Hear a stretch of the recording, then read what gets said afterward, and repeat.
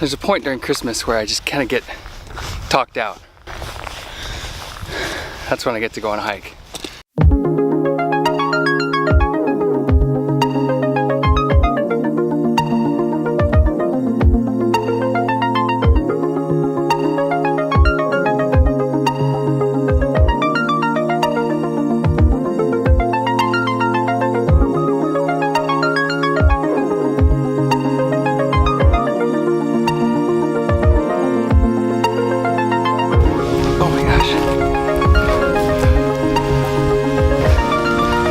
This is the time of year when half of Facebook is filled up with people talking about how introverted they are.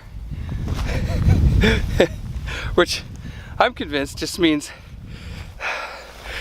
hanging out with your relatives is tiring. It's not a personality test, it's just a fact.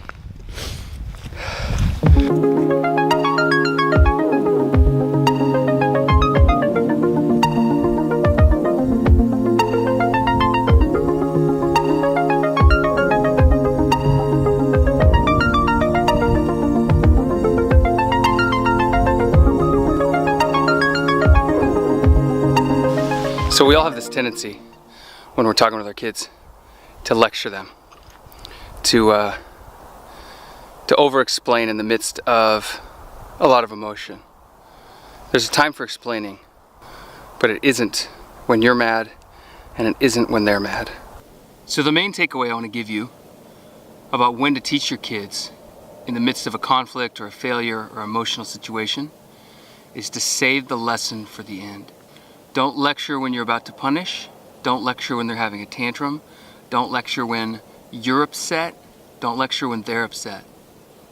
Save the lesson for when you're both calmed down, punishment has been given, and the storm has passed, for you and for them. That's when they'll be able to hear you.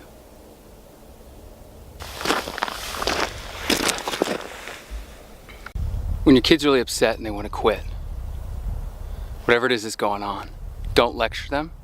Just get them to not quit. Quitting is a disease, and you've got to eradicate it. When you're giving your kid 15 reminders to do the thing they need to do, give them the reminders, but don't give them a lecture. Oh, resist it. Because in that moment, they're acting on impulse. They're distractible, they're off task. All they'll hear is your disapproval. All they'll feel is your shame. Don't give it to them. Give them the reminders they need so that they can learn to control their impulsive behavior. But when you give them more emotion, which is what comes with a lecture, especially when you're frustrated, you make it harder for them to control their own impulses because their feelings just got way stronger. Just had a talk with the farmer. He told me they've had trail cameras have sighted 8 different cougars right up here on this ridge. We caught 3 of them just a couple days ago, so I don't think I'm going to stay too much into the evening here to avoid them coming after me. Let's talk about marriage for a second, because the way you care about your spouse is going to apply a lot to what you do with your kids. Oh, this is muddy. Oh man, I gotta show you something. On a hill above my in-laws' house, and this pond right here was where I took my wife on a picnic when we were dating. It was summertime, so it looked a lot nicer than it does now. But some fun memories here. Up this hill is where I pretended to propose to her. Yeah. So when I was ready to ask her to marry me, I actually set up, I think 3 different fake proposal scenarios where I took her to the coast. I took her here to like watch the stars come out. Each one I kind of set it up, read her some Bible verses or some poetry, and then say, well, it's getting late, we better go, and head home. Until the actual day when I did ask her to marry me. Let's talk about marriage. not only is the way you treat your spouse going to affect how you treat your kids, but you're teaching your kids how they'll treat their spouse when the time comes. One of the worst things that I do when my wife and I get in an argument, and one of the things that frustrates me the most if she does it, is in the midst of anger, if one of us starts to lecture the other. I don't know if it's because it's condescending or if it's that you're the most defensive, you know, when you're upset. But either way, it's a bad habit.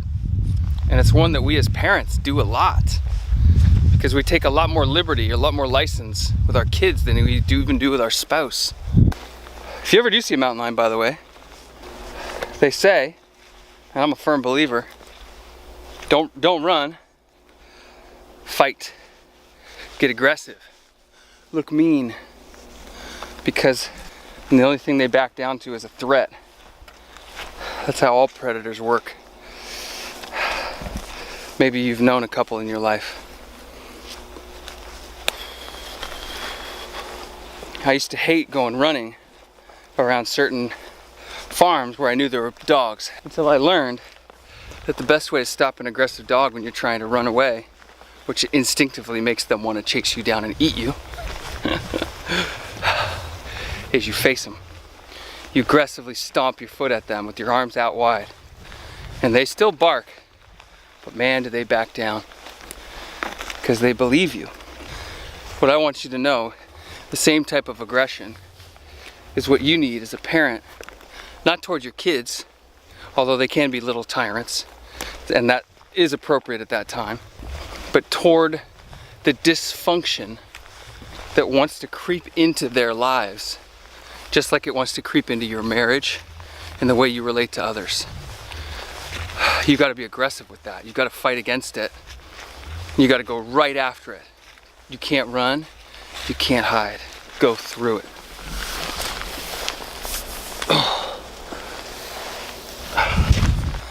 My name is Luke. This is Parent Academy. Merry Christmas. I hope it helps.